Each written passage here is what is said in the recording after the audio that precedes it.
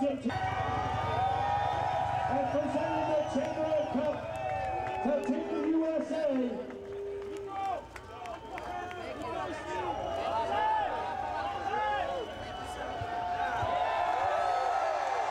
The Chamberlain Cup, the names of 60 years of motocross history are on the Chamberlain Cup.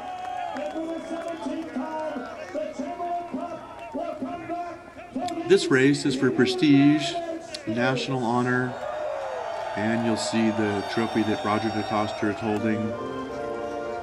It's called the Chamberlain Trophy.